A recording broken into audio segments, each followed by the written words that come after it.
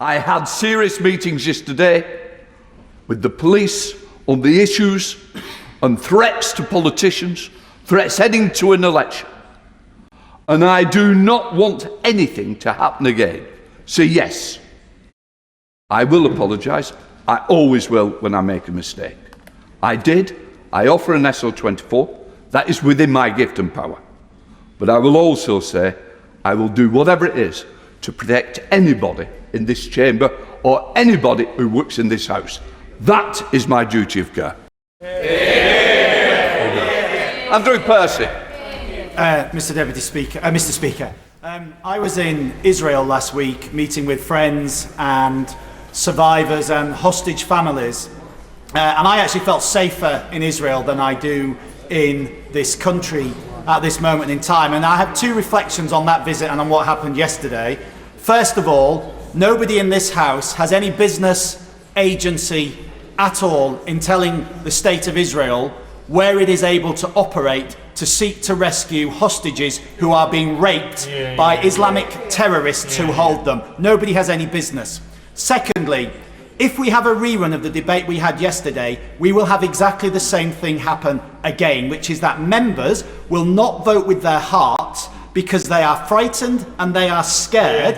And what do we expect? For months I've been standing up here talking about the people on our streets, demanding death to Jews, demanding jihad, demanding intifadas, as the police stand by and allow that to happen. Last night, a genocidal call for from the river to the sea, Palestine will be free, was projected onto this building. That message says no Jew is welcome in the state of Israel or in that land. This is going to continue happening because we're not dealing with it. So if we have a rerun of this, can the leader explain to me what will be any different and how will members vote with their hearts and their consciences? Because too many will not at the moment because of the threats we're receiving, threats that are telling us to leave this country in some of our cases and telling us that they want us or our families to be subjected to pain and to death. Leader.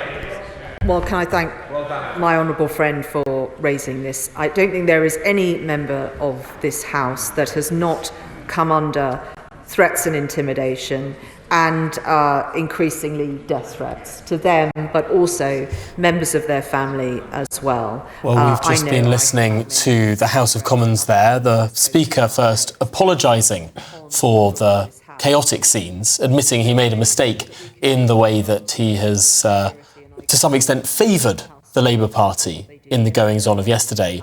But we just stayed there to listen to Andrew Percy, the Member of Parliament for Brigg & Goole, a Tory MP, has been sitting on those benches since 2010, and one of the staunch supporters of Israel in Parliament. He's worried about a rerun of yesterday, and frankly, about the way in which MPs can choose to operate independently. Without those threats. Well, he's talking about what most of us are very worried about, and that is intimidation of our public servants, of our representatives, and also intimidation in the public at large too. We cannot have our democracy disrupted because of any activist group, but not least extremists on our streets, because it's just not acceptable that our MPs feel they have to vote in one way or another simply because of intimidation. And that is clearly what is happening. Some people might wish to dismiss that and say, oh, no, this is just democracy in action. To me, it is absolutely not. You cannot make MPs fear for their lives. I mean, look at Mike Freer, for example, stepping down from his role because he was